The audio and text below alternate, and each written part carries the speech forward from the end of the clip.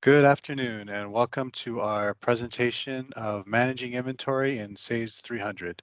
Today we have Rob Lavery, who will be giving you some background information and a little bit of a demo on a few products that can help you to manage your inventory, the whole life cycle, and just to run more effectively and efficiently in your organization. So without any further ado, here's Rob. Thank you, Stefan, and good afternoon, everyone. Thank you for taking the time to view this presentation with us today. We're excited to be able to show you some tools within the Sage 300 environment that will help you to manage your inventory more efficiently and more effectively. My name again is Robert Lavery, president of Robert Lavery and Associates. When we talk about managing inventory, we have to understand that for wholesale distributors and manufacturing companies, inventory truly is the lifeblood of their business. Being able to pinpoint the exact location of where inventory is stored, being able to manage returns effectively, can help warehouse operations reduce errors and handling costs, which obviously have an impact on your gross profit margins. So we want to be able to incorporate tools in the system that will help you to identify and manage this inventory more effectively. We also need to consider the outbound inventory management issues revolving around your salespeople. Salespeople need to know what inventory they have on hand. And if it's not on hand in the warehouse, where is it sitting? Is it on a purchase order, or are we going to need to ask the purchasing agent to replenish the inventory that we need? Likewise, when we're selling items to customers, are we able to invoke the shipment process and the invoice process in a timely manner so that once we have a commitment for the order from the client, we can close that sale as quickly as possible and get through the cash management side of the sales transaction. That will help us reduce the cycle time through our sales, receivables, and receipts, and also make our customers happier because we're able to reduce the time for them to receive the goods that they've purchased. So those are just a couple of examples where we want to be able to become more efficient in our supply chain for purchasing and procuring inventory, but also on the other side of the supply chain out to our customers. So to do that, we're going to talk about 5 general areas of solution within Sage 300. First of all, the AutoSimply barcode operations. This allows us to automate the PO receipts, the OE shipments, the IC stock counts within your warehouse so that you're tracking and recording transactions as close to the activity as possible within the warehouse and reducing any lag time between paperwork being processed in the warehouse and then being shipped up to the accounting back office and then eventually entered into Sage 300. We want to be able to streamline that with direct remote access from the warehouse into Sage 300 so that transactions can be recorded and updated within Sage 300, which then gives you more current information about the inventory in the warehouse. One of the newer solutions is the AutoSimply stock take, which incorporates lot and serial stock counting capability, which is not part of the core inventory control module of Sage 300, as well as the ability to do cycle counting so that you can do physical counts on a more periodic basis, such as monthly or quarterly, and be able to track those high value or quick moving items that are harder to track when we're only doing annual stock counts. By being able to choose a subsection of your inventory, you don't have to count all of the inventory every time you do a stock count. You can choose by bin, which we'll talk about in just a minute, or by type of item based on its characteristics. And so bin tracking, when we add that into the inventory control module, it helps us identify a specific rack or row or freezer or aisle where an item is stored, which gives you more precise inventory management capability so that when people are putting items away into the warehouse or picking them to fulfill orders, they're able to identify the exact location within the warehouse where that item is stored and be able to reduce the time for packing and shipping. We talked about Sales Anywhere, the real-time posting when salespeople are on the road to be able to record a sales order and then an OE shipment and an OE invoice, or maybe they're just delivering and doing shipments off a truck once the order's already been set up within Sage 300. We also have the ability to take cash receipt payments, as well as do quotes for our customers. And then finally, the RMA module tracking returns and repairs within Sage 300. If your customer complains about an item being damaged during shipment or something is lost, we can identify the original order and fulfill through a replacement order. Or if something is damaged and needs to be returned, we can issue a credit note and receive that item back into stock, and then determine whether it can be repaired or whether it's something that just needs to be written off. So using a combination of these different software tools allows you to manage your inventory more effectively. When we talk about specifically the barcode and the sales anywhere, we're generating access to Sage 300 through low-cost web users versus people having to log into Sage 300 and consume the more expensive LANPACK licenses. The web screens are very simple, set up on mobile devices, which we'll show you today. So it's a very short learning curve for your users. It provides that real-time access to Sage 300 information, which is so vital to ensuring good customer service and timely information about the inventory. And you can control access for non-accounting staff like salespeople and warehouse people by creating user profiles to ensure proper security, integrity of the data within Sage 300. Because one of the things we do not want to do is introduce more risk into data being lost or somehow compromised within Sage 300. So Sales Anywhere, providing mobile sales app access for salespeople on the road, and Barcode, scanning barcodes and posting transactions from within the warehouse, should allow you to streamline these operations within your organization. So when we talk about handheld devices, the nice thing about the AutoSimply Barcode and Sales Anywhere solutions is that they run on a variety of platforms. You can get them through Google Play, the App Store for Apple, or from Microsoft Store, because they're native to Android devices, Apple iOS devices, as well as Windows 10 devices. And typically these handheld devices are less expensive or no more expensive than a traditional smartphone device, but they tend to have better battery life and better scanning technology incorporated into them. Now, you can use Android or Apple phones, as I mentioned, and the software will render itself virtually identical in terms of its view and the icons that you see on the screen. But as I've mentioned, Android phones tend to have poor or less than ideal scanning technology, and the battery life doesn't seem to be as robust as the handheld devices, handheld computers that you get from a vendor such as Zebra.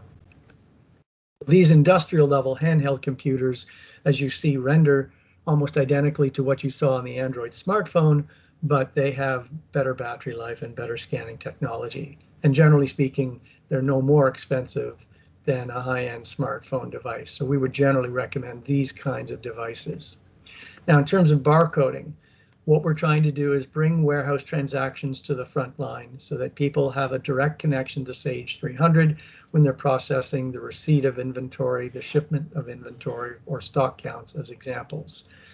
It's fairly inexpensive to create barcodes with their barcode 39, barcode 128, to be able to virtually barcode any data element within Sage 300 so that you can use scanning technology rather than people having to enter through a keyboard the transaction details. And these documents are posted in real time in Sage 300, eliminating data entry within the back office. When we think about the different modules for the AutoSimply barcode, we support all of the operations suite, the purchase order, order entry, and inventory control. And as you can see, there's a wide variety of transactions, particularly within the inventory control module, such as stock transfers, internal usage, the physical counts that we've referenced earlier, as well as IC receipt, IC shipment, IC return, and also assembly, disassembly for light manufacturing capabilities. But there's also project and job costing for material usage and return, And for manufacturing companies, we have the raw material issuance, finished good receipt, back flushing, and Kanban processes that can be supported, as well as shop floor control entries at workstations if items are moving from one workstation to another as part of the production process. And then for those of you that are using serialized inventory and lot tracking, we have the ability to track lot and serial number information for your items. And since we've mentioned bin tracking, the bin tracking is also integrated into the barcode solution so that if you're putting away to bins, picking from bins, the barcode system will be able to read not only the item details, but also the bin details as well. So it truly is a fully comprehensive barcode warehouse management solution. So the operation suite, as I mentioned, has the PO, order entry, and inventory control transactions, as you see rendered on that screenshot here.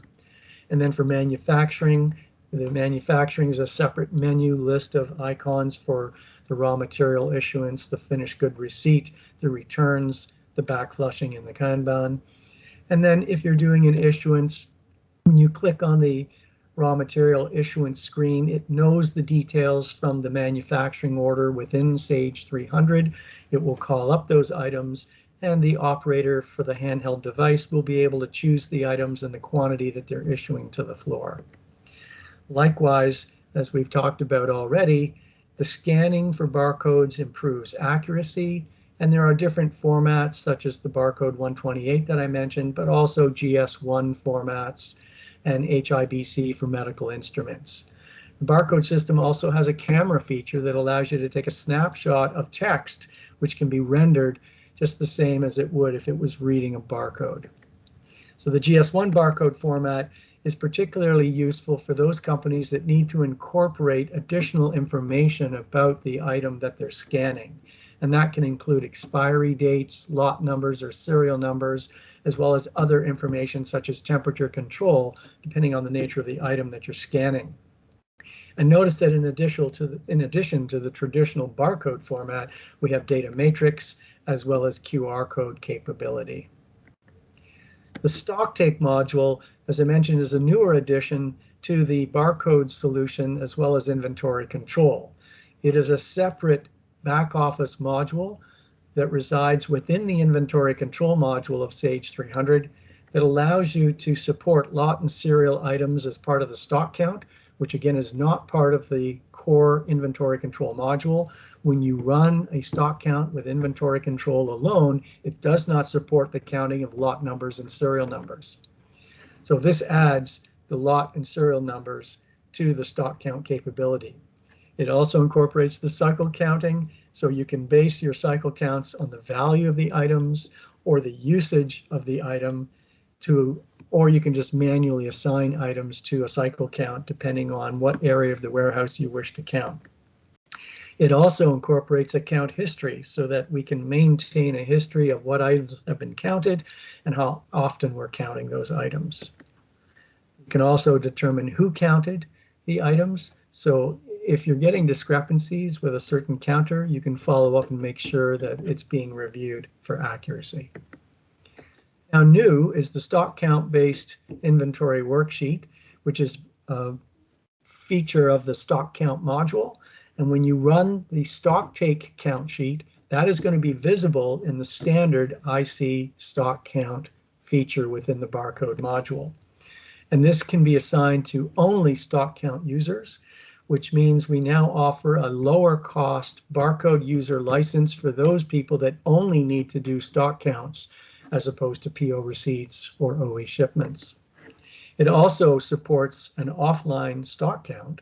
So if you're using the stock take module and you don't have a live connection to the Wi-Fi server, then you can actually do the count and store that information on the handheld device until you reconnect to the router in the warehouse, which will connect you to the server, and you'll be able to update the stock count information to Sage 300.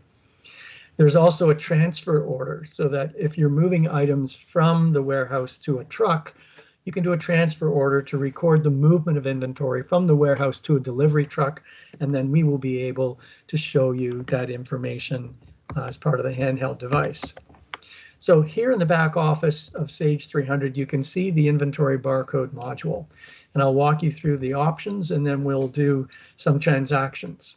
So I talked about the transfer details, where I can do a transfer from one location to another, and that location could be a truck. Also the support for GS1 formats that include additional details as part of the barcode. So with one scan, we can pick up not only the item information, but packaging, best before dates, production dates, and things like that. And for medical instruments, the HIBC, which has similar type information. The user master identifies the barcode users. Now, these barcode users are concurrent licenses, so they can be shared. And what you need is one LAN pack license to connect all of your barcode users to Sage 300. And we see that in the web service configuration, where all I need to see is the IP address of the server that I'm linking to. And we can have different deployment options supported, whether you have a separate database server, application server, and web server, or you've got them combined on one server, doesn't matter to us. We can link to the web server, Internet Information Services from Microsoft, and as long as we can connect to the IP address of the database and the IIS server, and they may be the same box or they may be different, then we can create that live connection that's necessary to be able to upload the information from the handheld device to Sage 300.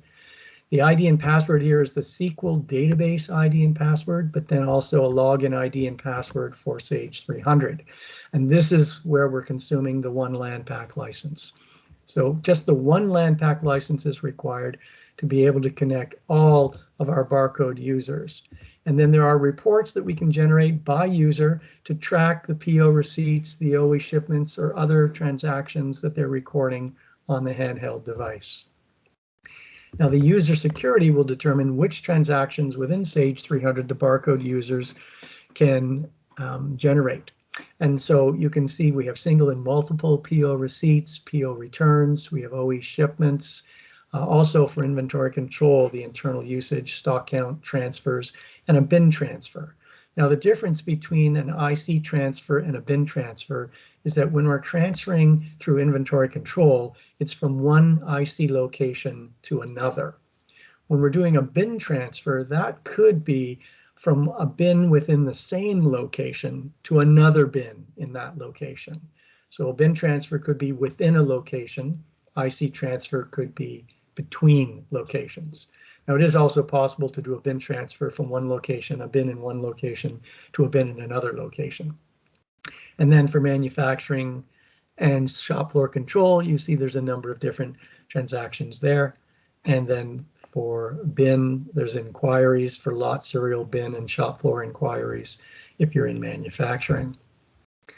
And then the lot and serial labels, just to show you quickly, these barcodes that we want to incorporate within Sage 300, if you download a barcode font, it's easy to attach that font to any text or data element within Sage 300. So barcoding does not have to be expensive or costly technology to deploy in your system. These fonts are free downloads for barcode 128 or 39, and then you just install it like a regular printer driver within Crystal. And then you're able to attach that barcode font on a Crystal form or report to any data element within Sage 300. So it doesn't need to be an expensive endeavor to add barcoding to your Sage 300 system. Then we talked about stock take briefly. Just to see here, you're generating a worksheet now within inventory stock take, which can be by item or by cycle count group. And the cycle count group can either be based on high or high value usage, medium value usage, low value or usage. We're just selecting an account group based on the criteria that you've created to segregate your inventory. And then there's a reconciliation, and the setup allows you to define those cycle count groups and what the criteria will be for defining those cycle count groups. And under options, you can see you can create your ABC values for 50% is the A group of inventory based on value, but 60% of the inventory is usage based because you have a lot of high value items that are also high usage items within the system. There is support for optional fields as well.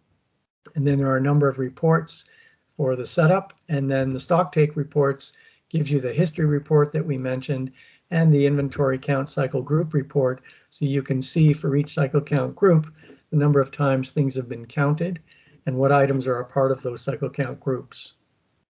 So it will show you by ranking by location for the value and usage items that you've identified within your inventory. So that's a quick overview of the stock take and the barcode. Now what we want to do is take you over to Sage 300 again, and we'll open up the barcode and show you. Right here, I need to minimize so that I can get to the, we go. So the barcode items are Android apps or Apple apps that you download and install on a notebook like I'm doing here, and it will render exactly the same on a smartphone device or a handheld computer. You can choose the company that you wish to run it for and then log in. And then I can see the information for the operations suite. And the IC extended is IC receipts, shipments, receipt returns, shipment returns, assembly, disassembly, and the manufacturing items. There are inquiry tools, so I can do item inquiries and call up items within the system and do a search for that item. And then I can see the main details, and then the optional field information is visible as well. So depending on whether you need inquiry capability, it can be there for you. You can also do pending shipments and pending receipts and do a search to see these are the items that are pending as of today. And then I can look up those shipments, the orders, and the details for what needs to be shipped. You also have the ability to inquire on pending receipts to see what's coming in on purchase orders. But what I'll do is I'll walk you through a quick PO receipt transaction so you can see what that looks like. So if we go to purchase orders, I'll create a purchase order.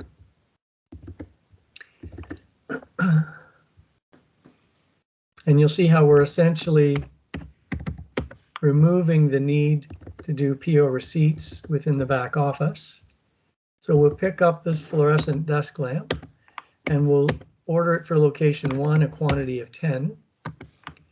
And at this point, what I want to do is identify that I've got location 1, but I'm also running bin tracking here. So what we want to do is show you the bin setup, where within a location, I can have multiple bins that identify aisles, rows, heights, depths. You could also have a quarantine bin for quarantining items for inspection. And then AutoSimply has a quality control module that would allow you to document the results of your testing.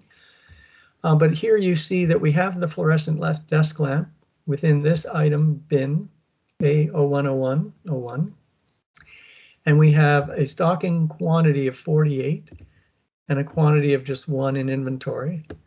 If the item is serialized, we can also track the serial numbers within the bin or the lot numbers within the bin as well. And we're going to go ahead and do a purchase order for that fluorescent desk lamp, and you'll see how that updates within the system. Now, under the options, you determine which transactions within Sage give rise to a bin transfer. PO receipt is one of those, and so during posting, it will create a bin transfer to do a put away to the bin. Likewise, we could do shipments and other inventory transactions that have bin consequences. Now, you don't have to bin every item, you can either say all items are binned except for these items, or say only these items below are binned. So you do have options as to which items within inventory control you actually want to bin. So now coming back to the transaction, we're going to create a PO by posting this purchase order transaction. It creates PO 65. And now normally what you would do within purchase orders is the items would come into the warehouse, somebody would receive them, then they would update the bill of lading. That paperwork would sit in the warehouse for the rest of the day, most likely, move up to accounting, sit in somebody's inbox for a while, and then eventually get set up as a PO receipt entry. But what we could do is the manual way of recording the PO receipt, PO 65, to receive those desk lamps across PO 65. But instead, what we're going to do is we're going to do that receipt in the warehouse. So when I'm in the warehouse and I've got my scanner, I search for the document. I see PO 65 as the most recent purchase order. Of course, I've got a listing of other POs that are outstanding. I see the item that I want to receive, and it knows that there is bin tracking involved. So when I approve the item, it's going to tell me that you haven't accounted for the bin. So I need to record the transaction against the bin and the quantity that I want to receive into that bin. And then I can post that transaction to the bin and then post the ultimate receipt. And when I'm ready to do that, it will create two transactions in Sage 300. It will generate the PO receipt entry as well as a bin transfer document to record the put away to that bin. And that's all done in real time. So receipt 123, bin transfer 80. So now if I go to the receipt entry, I will see receipt 123 is already recorded in Sage 300 for the receipt of those 10 items against PO 65. So it's done automatically for you in real time.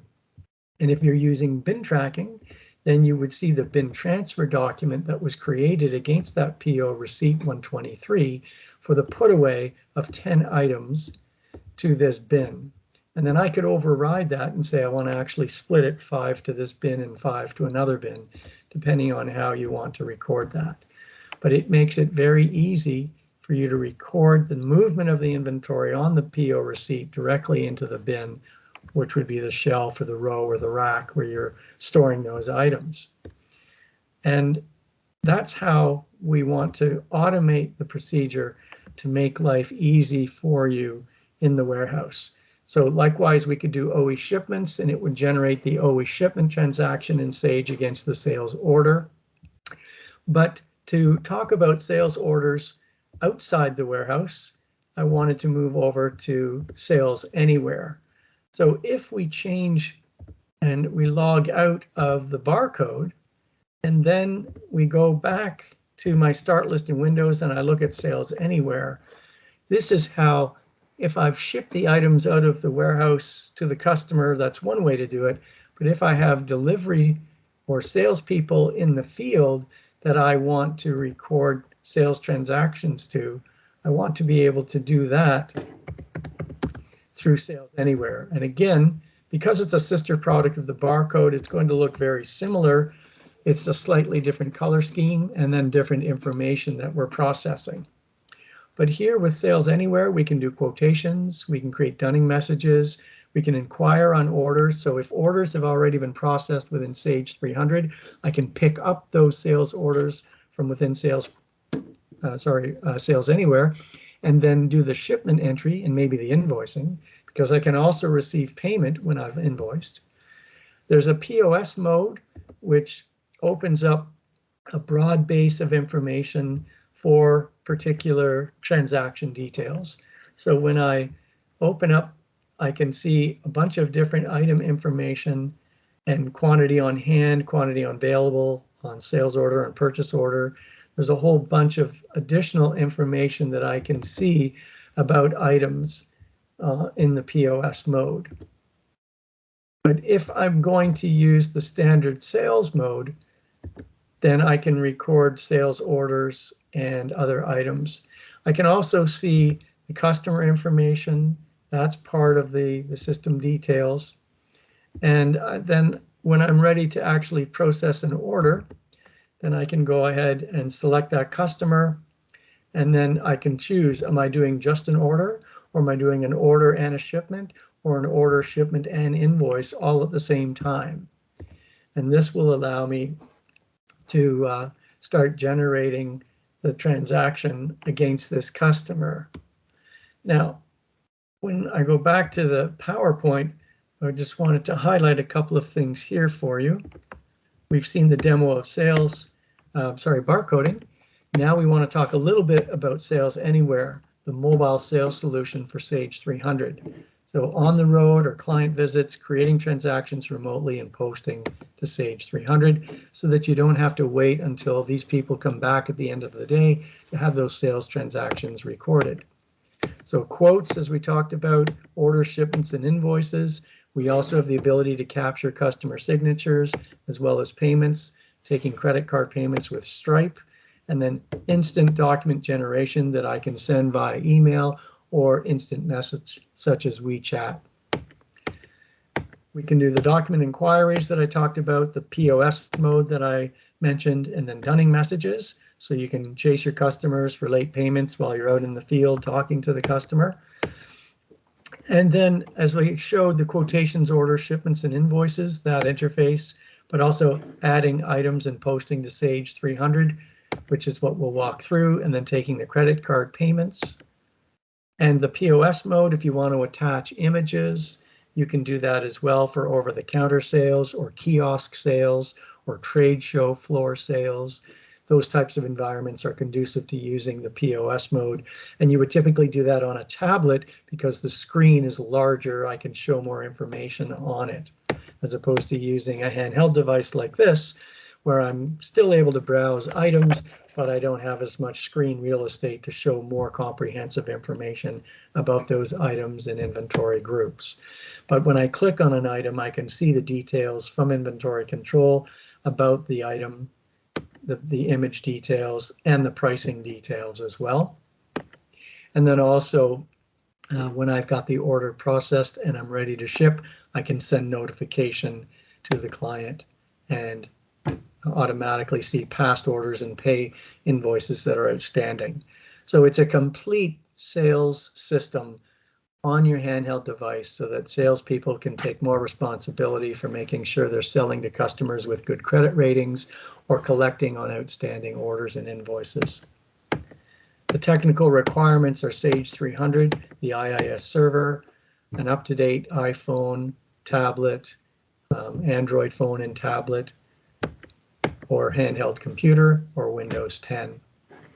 So now let's go back to Sage 300 and the Sales Anywhere details.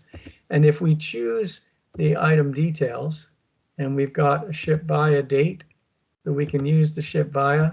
And for the items, we want to create a new line. Then we would be able to generate that sales order and post the transaction details for the item that we want to do a search on. So if we do a search for the item, it will go into Sage 300 and select the item details that we want to add to this particular sales order. Then you can see we've got information about the items here. And I'll choose a couple of these items. The pricing detail is here as well. And then I will finish the selection and we will process the order, and we'll show you the online signature capture as well as the, so I'm going to choose that item. And we'll choose this item and finish the selection.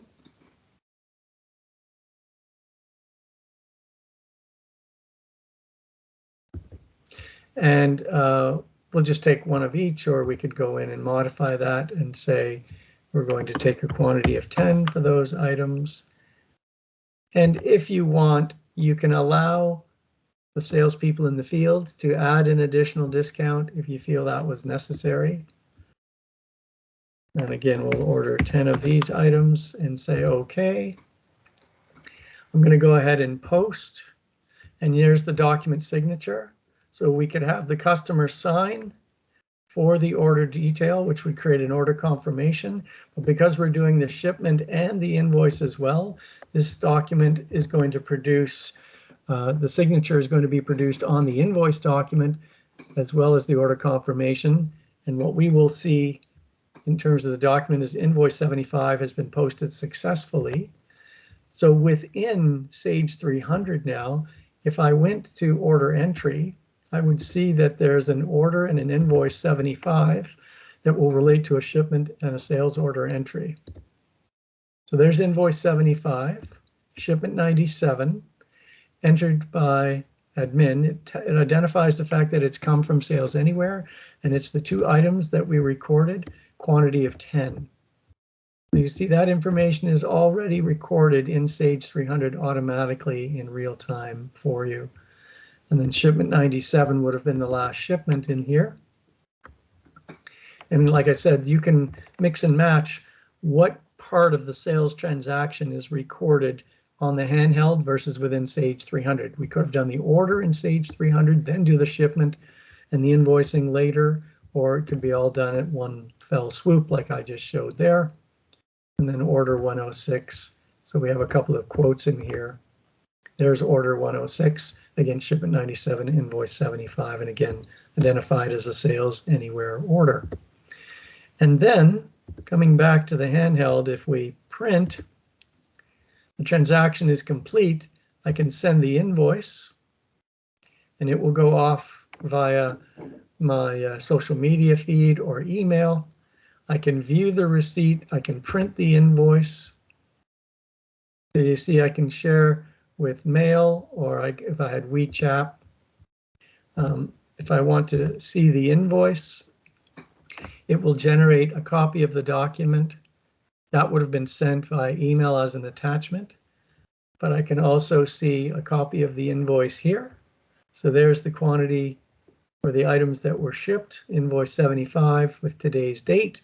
And there's the signature capture on the form itself.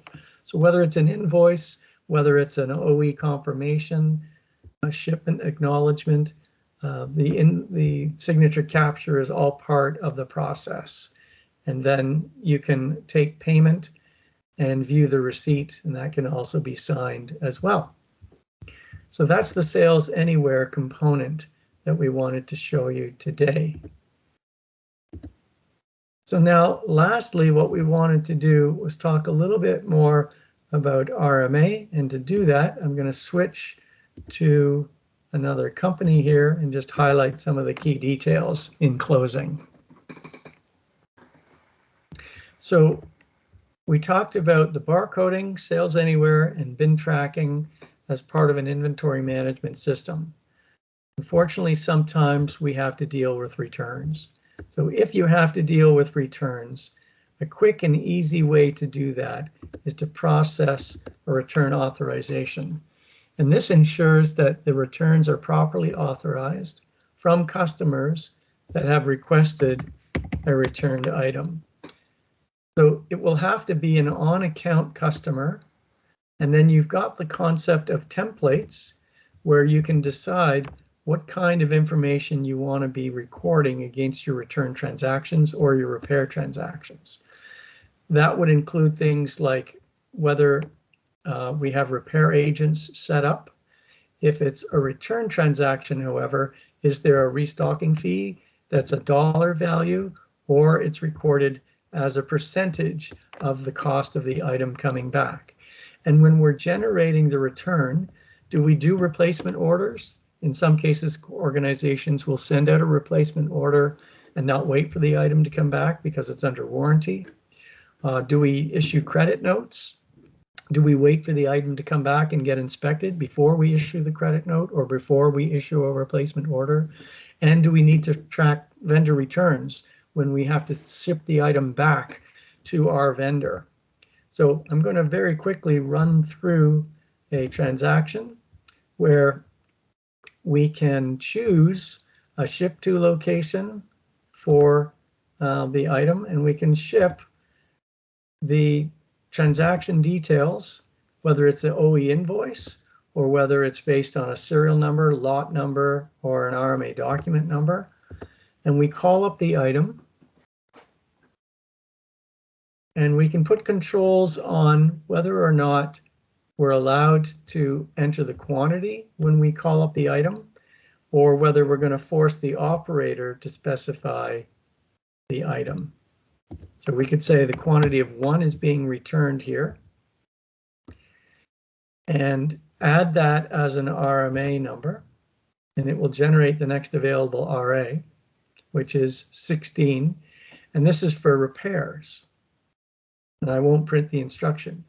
Now, if we want to create a different kind of return, let's say it's a return with a % of the stocking fee, and we choose a different customer this time.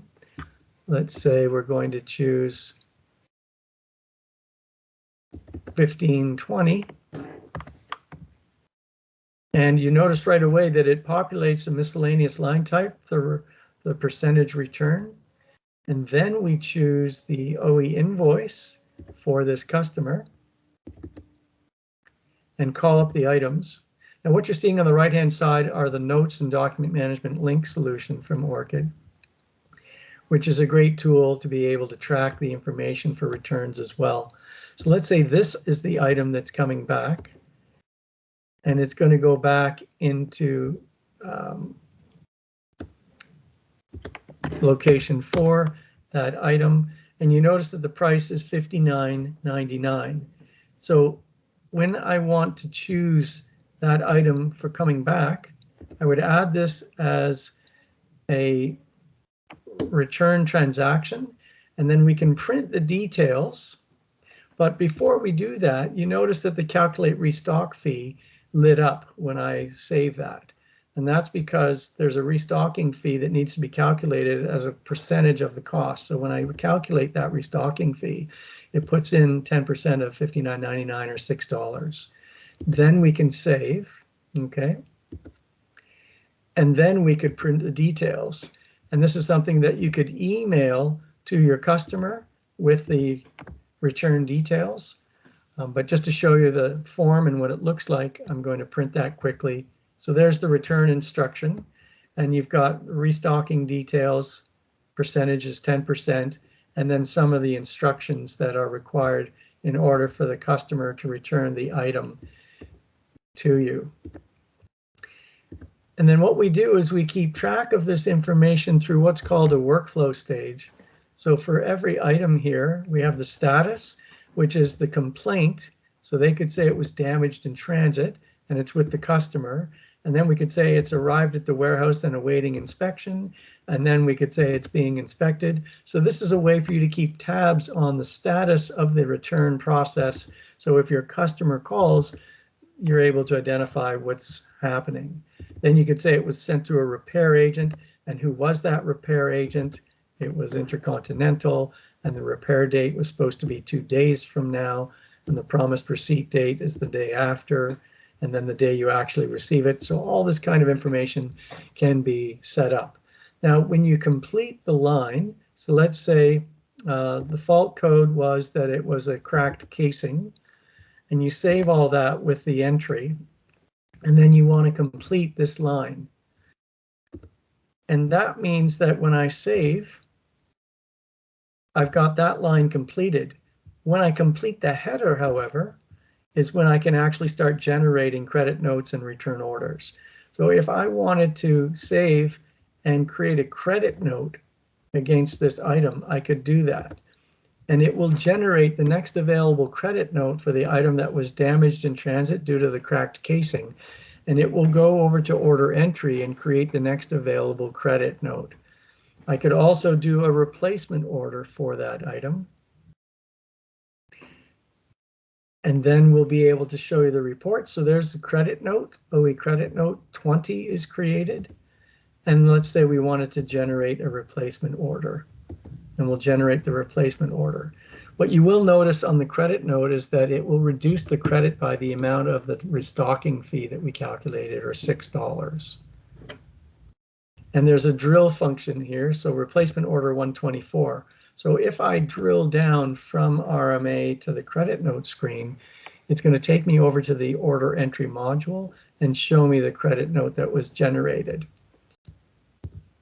And I can see that the item, the quantity of 1 for the item, it was 59. Okay. And it has a reference back to the return document. But the credit is $59.99 less $6 or $53.99. So we took the restocking fee from the credit. And then likewise, the sales order. 124 is a replacement order. Now that credit note is not editable. Once you generate the credit note from RMA, you cannot edit the credit note. But when we create a replacement order, it's an open sales order in Sage 300. And so we could add additional line items if we wanted to insert an additional line item. This is basically recognizing that it's more efficient to ship out other items at the same time when we're doing a replacement order for a returned item. And again, we have a reference back to the return authorization document, so the audit trail is complete.